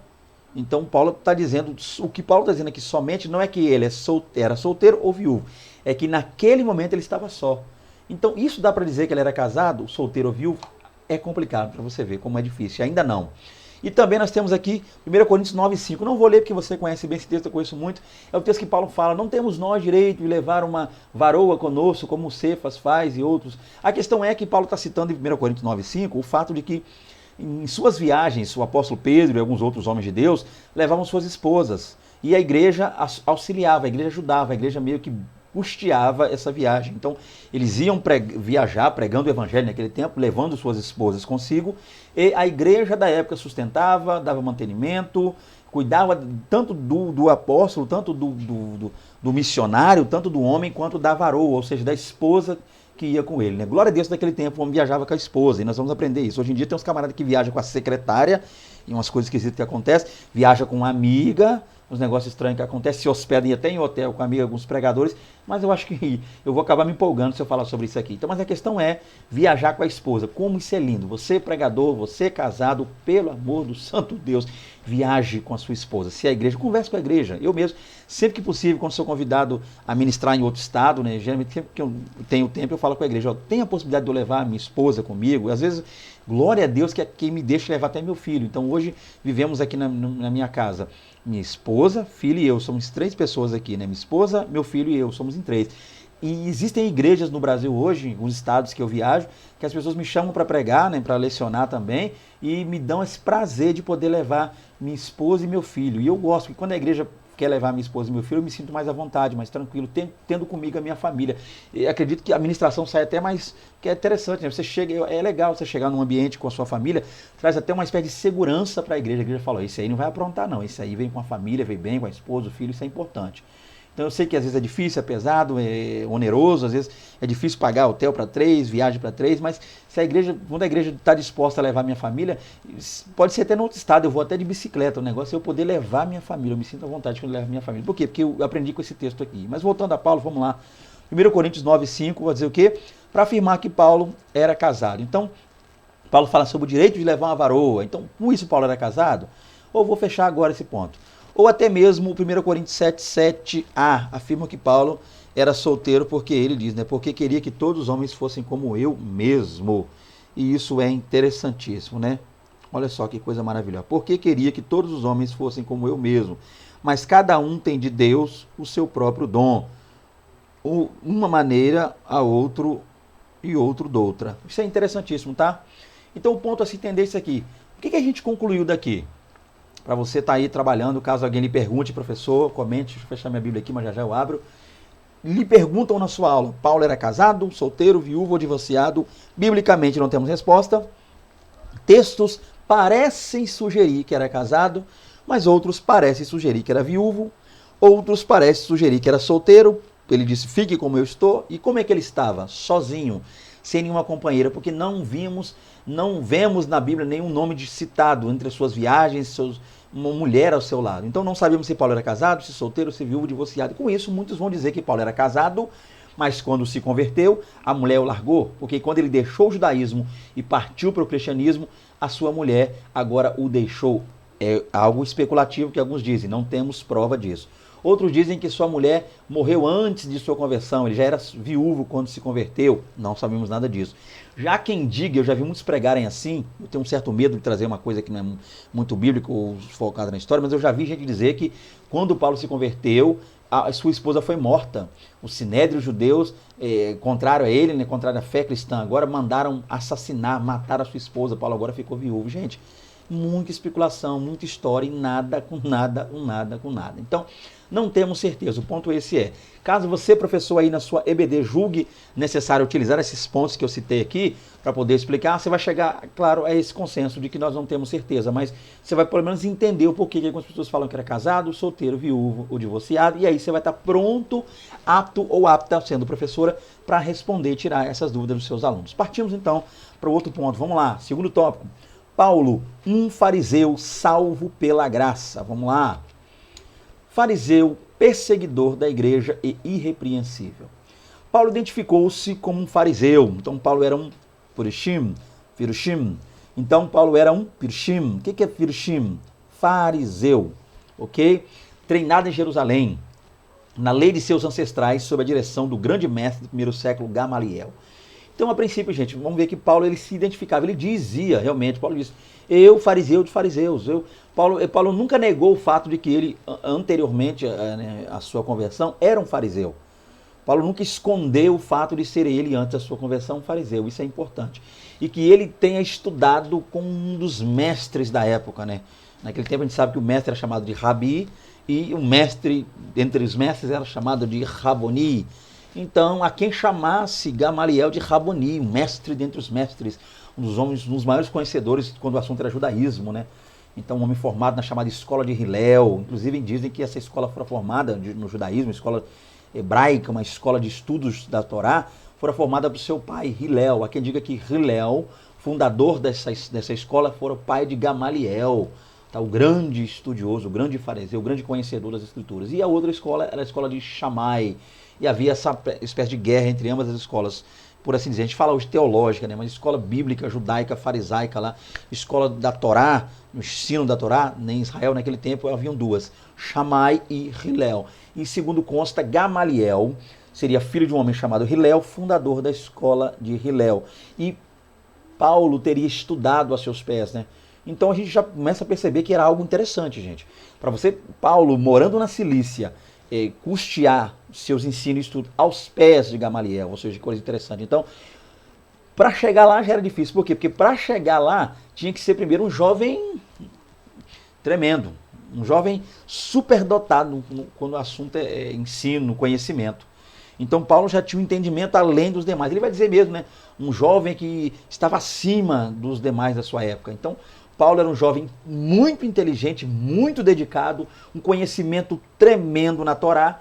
Então Paulo teve seus estudos custeados, sua viagem. Paulo foi para Jerusalém para estudar ali aos pés de Gamaliel. Não sabemos se Paulo foi para ficar na casa de sua irmã, já visto o fato de que Atos dos Apóstolos nos diz que Paulo tinha uma irmã e que tinha um sobrinho. Quando tentaram contra Paulo, fizeram uma espécie de voto, tentaram tirar a vida de Paulo, seu sobrinho ficou sabendo e esse mesmo sobrinho falou com Paulo, alertou a Paulo. Então Paulo tinha uma irmã que morava em Jerusalém e um sobrinho.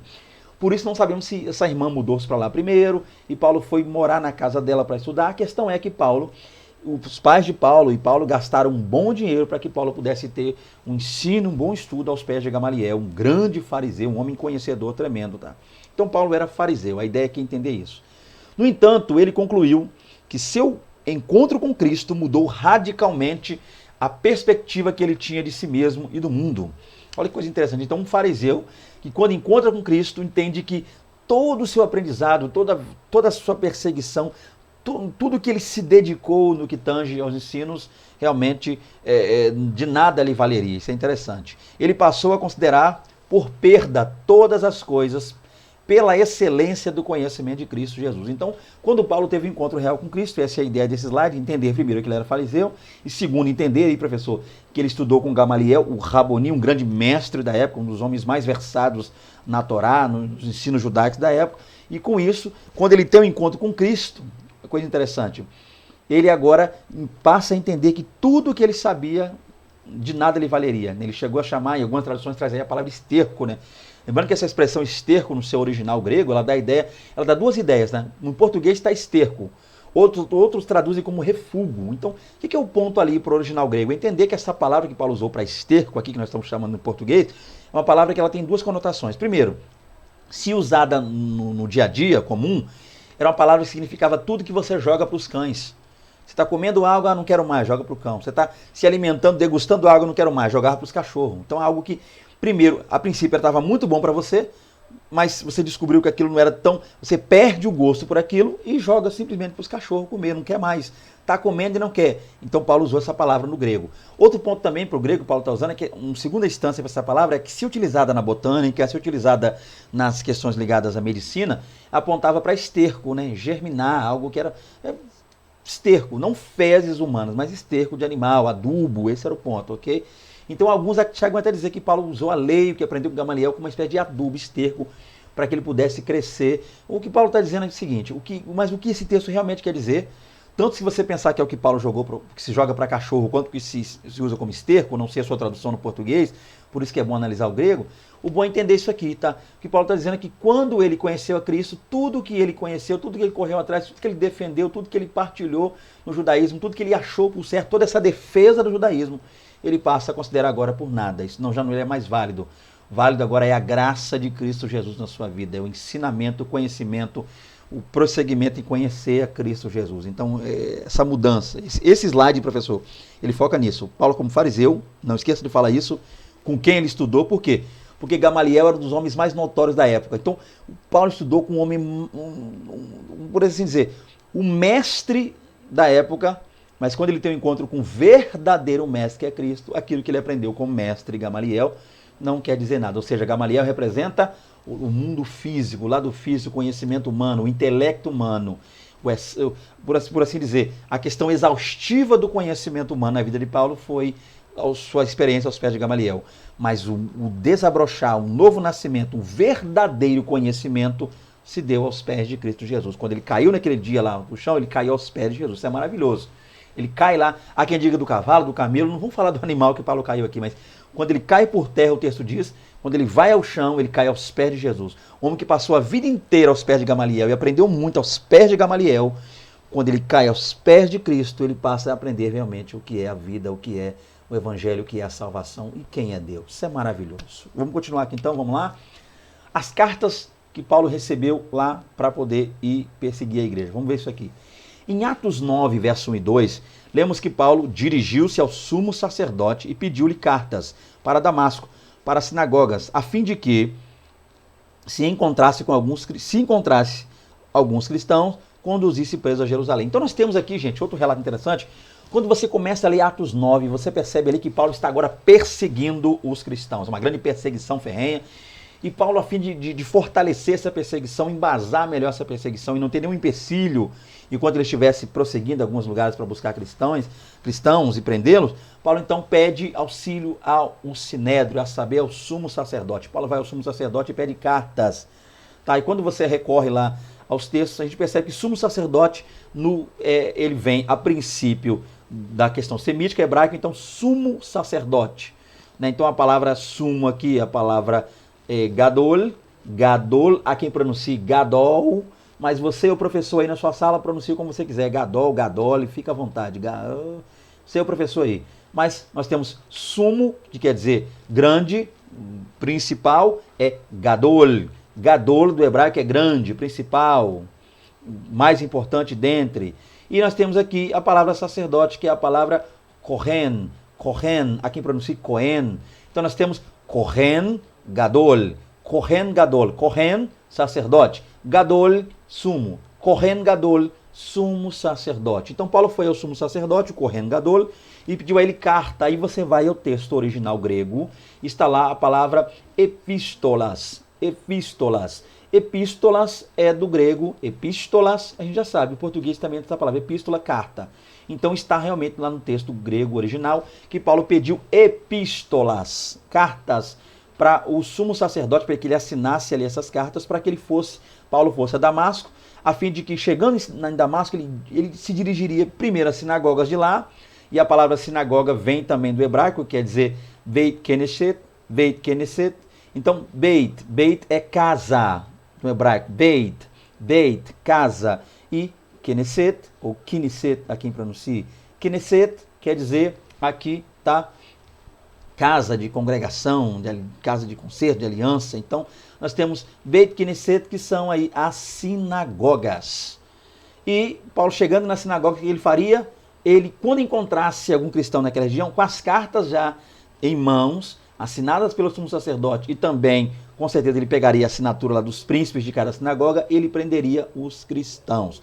Outro detalhe que é interessante, eu gostaria de falar, antes de trabalhar um ponto importante aqui, é o fato de que quando você vai lá no texto grego, no seu original grego, você percebe que não está lá que Paulo ia buscar cristãos. Né? E algumas Bíblias em português trazem a expressão seitas. Quando Paulo achasse alguns daquela seita, não sei se a sua Bíblia traduz assim, mas está escrito assim, alguns daquela seita. Aí a pergunta é, como é que está isso lá no texto grego? O texto grego não está lá daquela seita e nem está cristão. Está essa palavra, tá vendo? Udo. A palavra oudo. O que quer dizer isso aqui? Oudo. Né? Quer dizer o seguinte, oudo é caminho. Então por que lá está escrito caminho? Que Paulo queria encontrar, quando Paulo encontrasse alguns do caminho, Paulo traria preso. Porque naquele tempo, né, passou-se a se chamar, os judeus passaram a chamar os cristãos, anteriormente a isso aqui, né, antes de chamar de cristão, chamava de os do caminho, a seita do caminho. Então, eles passavam a ter essa ideia de chamar os cristãos, lembrando que esse termo cristão aparece depois, tá, gente? O termo cristianos, cristão, aparece depois. Mas então eles chamavam os cristãos, a princípio, antes de ser cristão, de os do caminho. Então eles chamavam os do caminho, dando a ideia de que o nome dessa seita era os do caminho, aqueles do caminho. Então, Paulo estava procurando os do caminho, isso é importante, tá? E os do caminho, é claro, acabaram sendo chamados depois de cristãos. Então a palavra lá é oudo. A palavra oudo quer dizer o quê? Os do caminho. Então Paulo pegou cartas com o sumo sacerdote para levar até a sinagoga de Damasco, para quando chegar lá, eu estou perseguindo o povo da seita do caminho. Quando eu encontrar os da seita do caminho, seita do caminho é o nome que se dava a quem cria em Cristo, né, os cristãos, anteriormente, eu vou levar preso lá para Jerusalém, para ser açoitado e coisa e tal. Então nós temos um detalhe interessante aqui, tá? Então não eram cristãos a princípio aqui, eram chamados de os do caminho. Olha que coisa linda, onde que Paulo encontrou Cristo? No caminho de Damasco, é forte. Paulo vai no caminho da perseguição, no caminho da assolação, no caminho, né, do caminho da desolação, no caminho do confronto, ele segue um caminho para perseguir os do caminho, e para perseguir os do caminho, no caminho, ele encontra-se com o caminho, Cristo, o caminho, a verdade e a vida. Isso é tremendo, irmão. Que maravilha. Ele foi buscar os do caminho, quem topou com ele no meio do caminho? O caminho. Isso é maravilhoso. Então no grego está lá odo, e quer dizer essa palavrinha aqui, para você utilizar aí na sua aula, o professor está aqui, vou girar em cima dela, odo, quer dizer caminho. É isso que está lá no original grego, tá? Verso 2, quer dizer que Paulo foi lá para perseguir os do caminho, Atos 9, verso 2. Então, a sua Bíblia pode estar escrito aí, aquela seita, pode estar trazendo a palavra seita ou cristão, mas o certo no texto grego é do caminho. Então, Paulo partiu no caminho rumo a Damasco, a estrada mais antiga que há até hoje. Paulo partiu no caminho para perseguir os do caminho, mas teve encontro com o caminho. O caminho foi até ele. Que caminho? Cristo, o caminho, a verdade e a vida. E Paulo caiu aos pés de Jesus no caminho. Caiu aos pés do caminho, no caminho. E dali por diante, o caminho mudou o caminho de Paulo. Isso é tremendo. Glória a Deus, aleluia. Vamos continuar aqui então. Então o ponto é interessante. A pergunta a se fazer aqui, professor, se alguém te fizer essa pergunta para que você venha responder aos seus alunos é: o Sinédrio tinha poder lá em Damasco? O poder do Sinédrio excedia Jerusalém? O Sinédrio conseguia, mesmo sendo vassalo de Roma, Roma mandando no mundo, o Sinédrio tinha poder para mandar nas províncias até romanas? O Sinédrio tinha tanto poder assim? A questão é que não. Então eles tinham muita influência. Então essas cartas não demonstram o poder do Sinédrio, porque o Sinédrio só tinha poder em Jerusalém. Essas cartas demonstram a influência. Então, com cartas assinadas pelo sumo sacerdote, que era muito influente dentro do judaísmo, Paulo conseguiria auxílio de outros judeus ao redor ali daquelas regiões para poder prender, junto com seus capangas lá, os cristãos, ou os do caminho. Ok? Vamos lá então. Continuando aqui. Isso aqui é um exemplo do que seria um Sinédrio, gente. Dá para você ver que eu vou tentar passar um mouse para auxiliar vocês, ok? Nós temos aqui então o Sinédrio. Então, número 1 aqui, ó. Pega aqui em cima. Primeiro, sentado aqui, se não sei se dá para você ver, você pode dar um zoom aí no vídeo. Aqui era o sumo sacerdote. Dos dois lados, direito e esquerdo aqui na tela, nós temos aí os membros do Sinédrio. Lembrando que naquele tempo o Sinédrio era composto a princípio por 71 homens. 71, sendo 35 à direita, 35 à esquerda e um no meio. Então, 70 aqui no meio, mais um lá em cima, que era o sumo sacerdote. Então, 70 membros de cá, 70 membros de lá, e um no meio, 71, e o sumo sacerdote ficava nesse lugar aqui na ponta, ok? Aqui no meio ficava o réu, aquela pessoa a ser julgada perante o Sinédrio, como Jesus passou por isso também, tá? E Paulo também enfrentou o Sinédrio quando foi levado a Jerusalém, ao fim da sua terceira viagem missionária. E nós tínhamos aqui 2 escribas na ponta embaixo, fazendo o quê? Eles não podiam julgar nem nada, não tinham voz, não podiam decidir, julgar nem nada, nem votar. Eles só estavam responsáveis por tudo que era dito, eles escreviam, tá? Então era como escrivães, tá? Então nós tínhamos aqui 2 escribas funcionando como escrivão, para poder anotar, por assim dizer, né, tudo o que era feito na reunião. Secretários. Então, mais uma vez fechando, o Sinédrio composto por 71 homens, sendo 35 de um lado, 35 do outro, formando 70, e esse um, na ponta, era, no lugar principal, era o sumo sacerdote. No meio ficava o réu, que ia ser julgado, e em ambas as pontas, no início aqui, 2 escribas de posse da palavra para ser usada contra a pessoa e escrever toda a sentença e todos os testemunhos relatados aí pelas pessoas que estavam acusando a pessoa, e até mesmo o que a pessoa dizia para tentar ser usado depois como sua defesa, ok? Basicamente, esse é um retrato do Sinédrio. O Sinédrio, Paulo veio aqui com esse camarada aqui a saber, o sumo sacerdote, pegou cartas, foi lá para as sinagogas para tentar ver se conseguia prender os do caminho, a saber, é claro, posteriormente os cristãos. Dando continuidade, vamos lá. A luz revela-se no caminho. Para Saulo, Jesus era um mito folclórico, um herege, uma ameaça à fé judaica. No entanto, a luz do mundo revelou-se viva e gloriosa, fazendo com que o perseguidor dos cristãos caísse em terra. Isso é importante, gente. A questão é que Paulo estava em trevas. Paulo andava em trevas e não sabia. Paulo andava em trevas e se dizia, pensava andar na luz. E a luz é Cristo. Cristo diz, eu sou a luz do mundo. Aquele que vem a mim, aquele que me segue, jamais andará em trevas e terá a luz da vida. Né? Jesus fala isso em João 8,12. Então Paulo vivia em trevas, achando-se estar na luz. Quando ele em trevas vai perseguir a igreja, ele tem um encontro com a verdadeira luz. Paulo, no caminho, a luz, Cristo, a luz do mundo, vem e surge para Paulo, revelando a sua glória. E Paulo, então, não vê outra coisa senão jogar-se ao chão, ser lançado ao chão. Jesus iniciou o breve diálogo que se seguiu. A sentença que Paulo recebeu causou grande impacto em sua vida. E quando Jesus começou a falar com Paulo, aí foi interessante, né? Aí Paulo ficou, ele disse, Saulo, Saulo, por que tu me persegues? Saulo, Saulo, ele disse, Saulo, Saulo, por que tu me persegue? Saulo ficou atordoado, né? Saulo chegou a perguntar, quem é, Senhor? Quem és tu? Aí Jesus disse, eu sou Jesus a quem tu persegues. A pergunta é, Jesus não estava perseguindo, Saulo não estava perseguindo a igreja, como é que ele estava perseguindo Jesus? Vamos ver isso agora. Então isso aqui é importante, vamos lá. O bom pastor acabara de revelar 3 segredos completamente desconhecidos do fariseu. Tinha 3 coisas que Paulo desconhecia, 3 coisas que Paulo não sabia que aprendeu naquele dia. Primeiro, Jesus estava vivo. Então, na mente de Paulo, Jesus estava morto. Eu estou perseguindo os fiéis de Jesus, os seguidores dele, porque ele está morto. Quando Jesus vem, Paulo descobre uma coisa que ele não sabia, não passava pela mente dele. Ele ouvira falar que Cristo ressuscitou, mas não acreditara, como um fariseu. Mas ele descobriu pessoalmente que Jesus estava vivo. E isso é maravilhoso. A primeira coisa, então Jesus vive, ele vive. A segunda coisa, ele é o grande eu sou. Além de descobrir que Jesus estava vivo, ele descobriu que Jesus era Deus, a divindade de Cristo. Isso mexeu com Paulo. Ele disse, quem és tu, Senhor? Tremendo. Eu sou Jesus a quem tu persegue. Dura é para ti recalcitrar contra os aguilhões. Então ele não viu outra alternativa a não ser se entregar e se render ao Senhor naquele momento. E outra coisa, e ele identifica-se com seus seguidores, ou seja, Jesus se identifica com quem são seus seguidores. Que ponto interessante é esse aqui?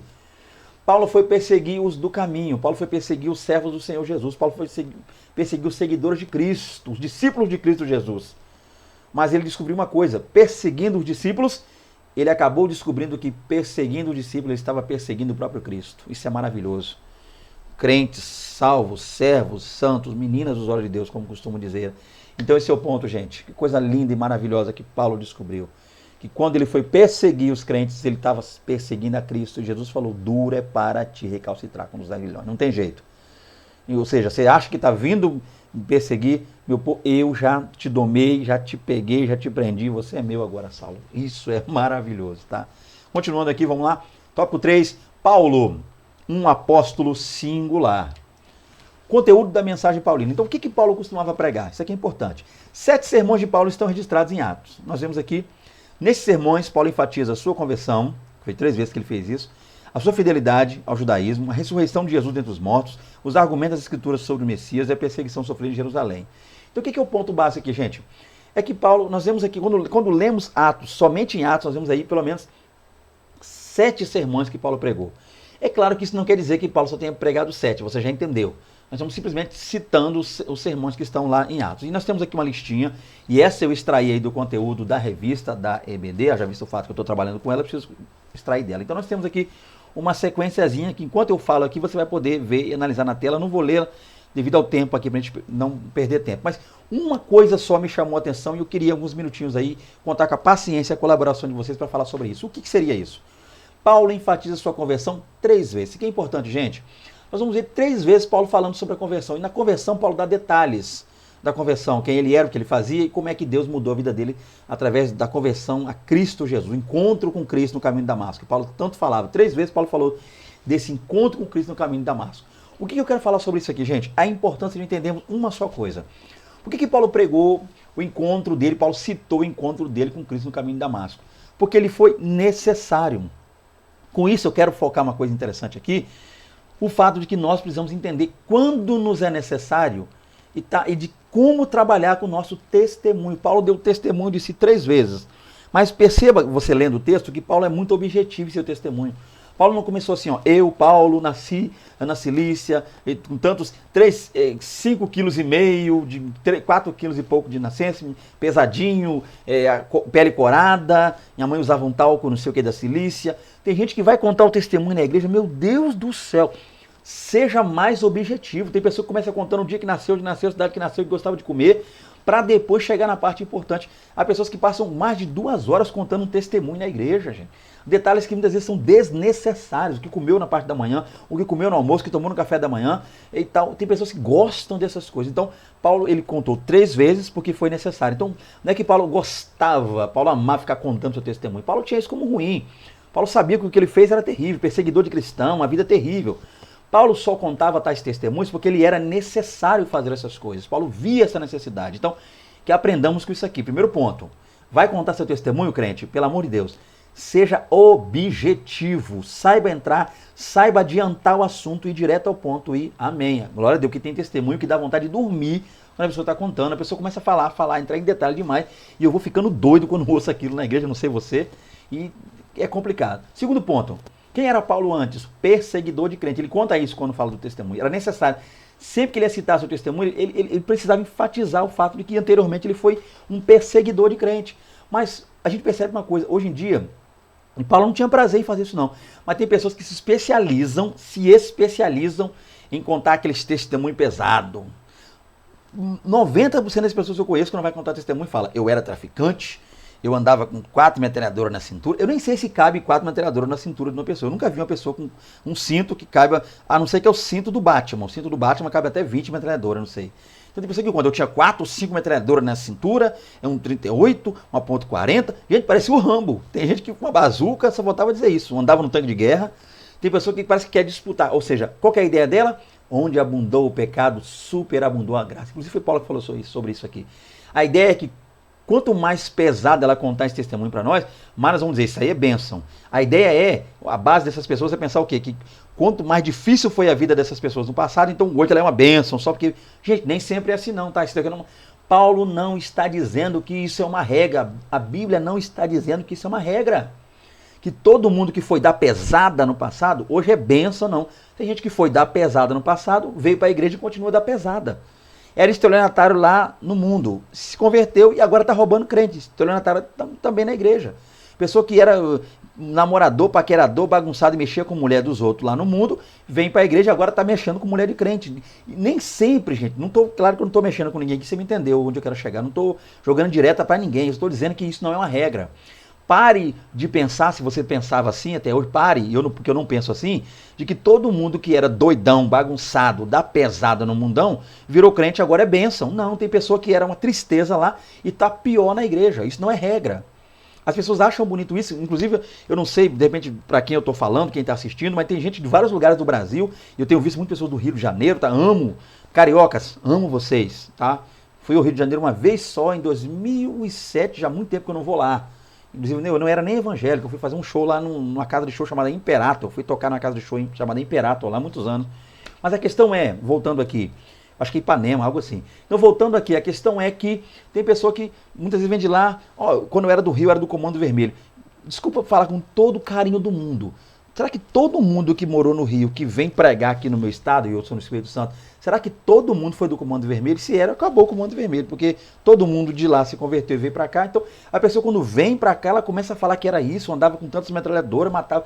Uns que falam que tomou 50, 60 tiros. Há quem diga que tomou, eu já vi um cara falar que tomou quase 100 tiros. Então, gente, a ideia é que Paulo contou o seu testemunho, mas ele não achava bonitinho ficar falando que foi doidão, perseguidor, matador de crente, arrastava crente pelos cabelos. Não, isso foi necessário. E quando contava, ele começava, perceba que ele já começa contando, ele fala um pouquinho do seu passado, mas ele chega rapidamente ao caminho de Damasco e daí ele conta mais da sua conversão. Ele vai contar um testemunho de quem ele era, ele acaba falando mais de quem ele é, ele acaba mais falando do que Deus está fazendo com ele do que o que ele era antes. Então, não ache você que todo mundo que era doidão, matador, marginal, perigoso, perigosa, paquerador, pegador, pegadora, da pesada, hoje é bênção. Não, porque nem todo mundo não, tá aí. Mesmo que a pessoa fale que eu era isso, aquilo, outro, eu ainda fico um pé atrás. Eu gosto muito de saber, entender, procurar entender, porque tem gente que dá um testemunho, você percebe que é uma mentira terrível e a pessoa é fingindo que é. Então, eu gostaria de falar só sobre isso aqui. Paulo contava o testemunho porque ele era necessário. E Paulo era objetivo quando o assunto era contar o testemunho. Deixa eu adiantar para não ficar falando demais aqui também. Vamos lá? Os escritos de Paulo, vamos lá. O conjunto de cartas paulinas compreende um total de 13 cartas. Grave isso aqui, 13.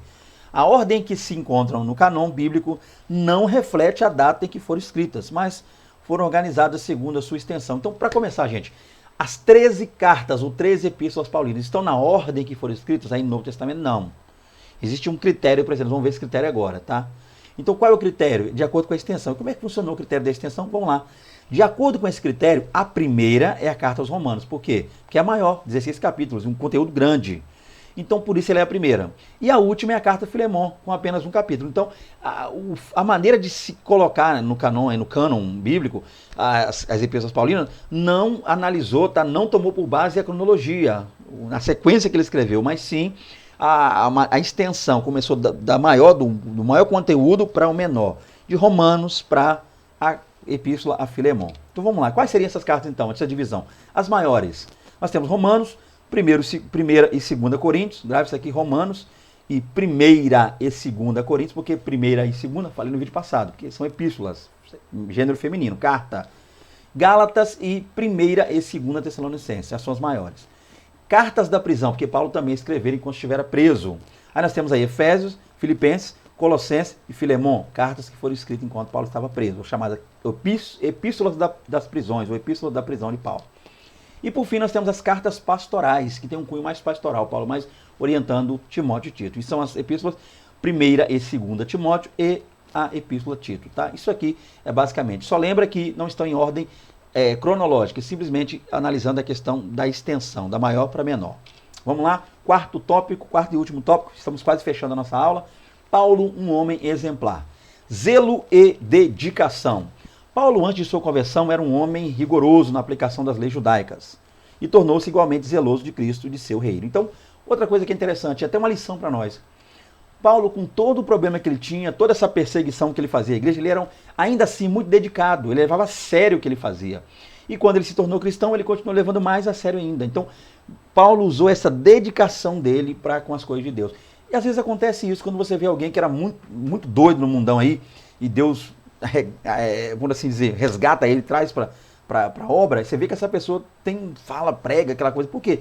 Porque muitas vezes a gente é certinho, estuda, lê, é teólogo, fala bonitinho, e não tem disposição de pregar no ônibus, no hospital, numa praça, não quer falar para ninguém, tem vergonha de falar de Jesus, a gente só quer falar de Jesus numa sala climatizada, com um aluno sentado numa cadeira, livros, Bíblia, um data show ligado.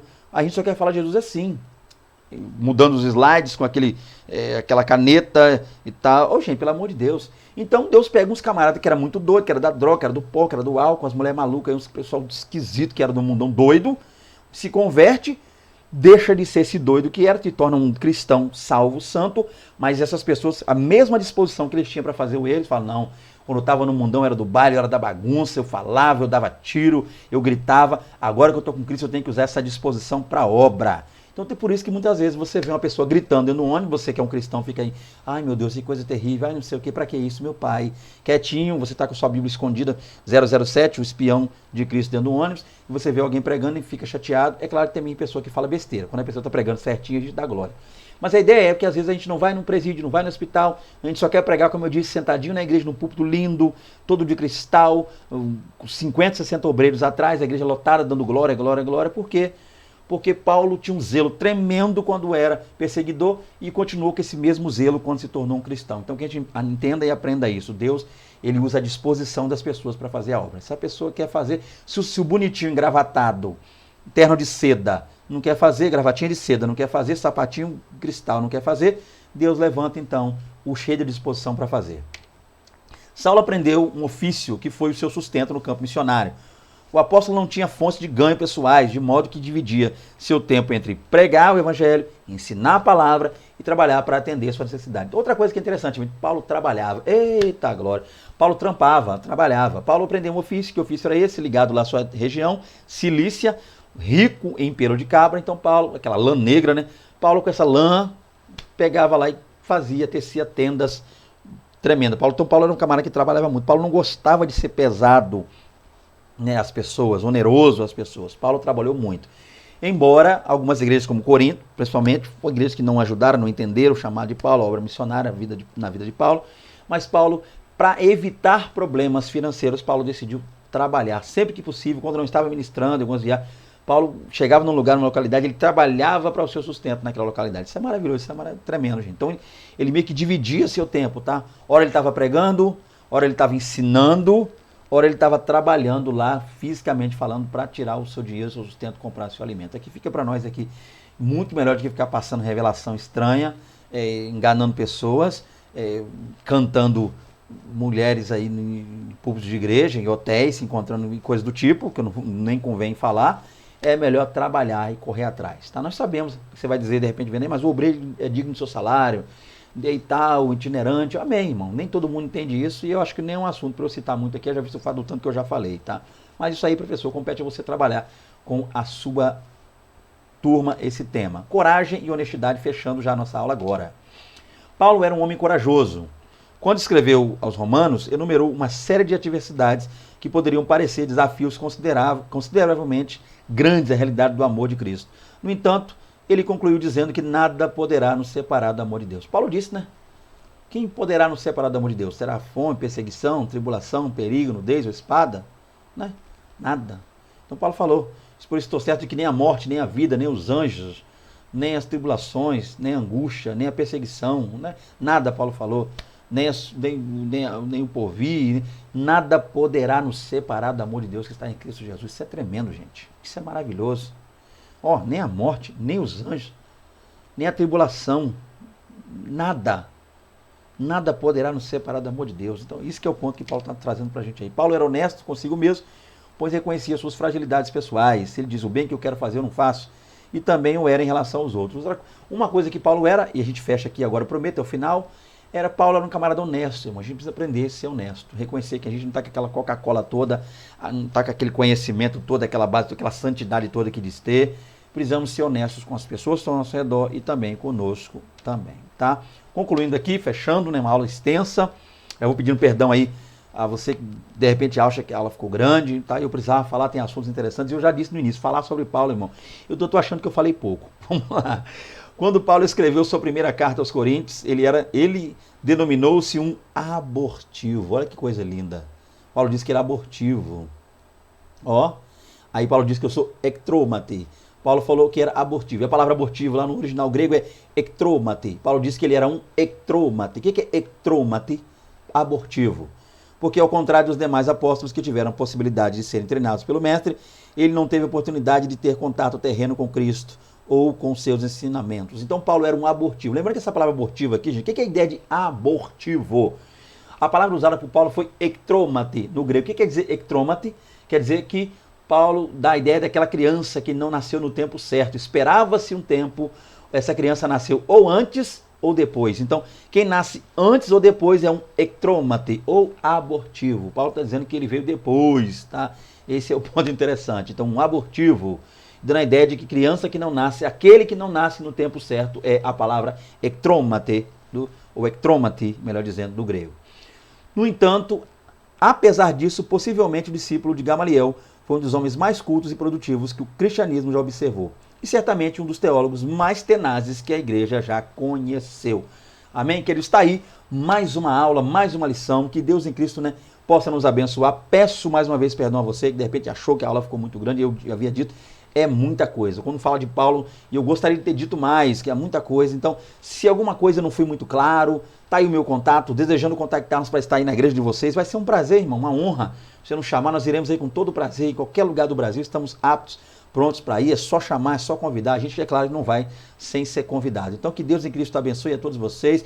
Um grande abraço aos amigos aqui inscritos no canal. Contem conosco sempre. A paz do Senhor Jesus a todos vocês. Em nome de Jesus. Amém.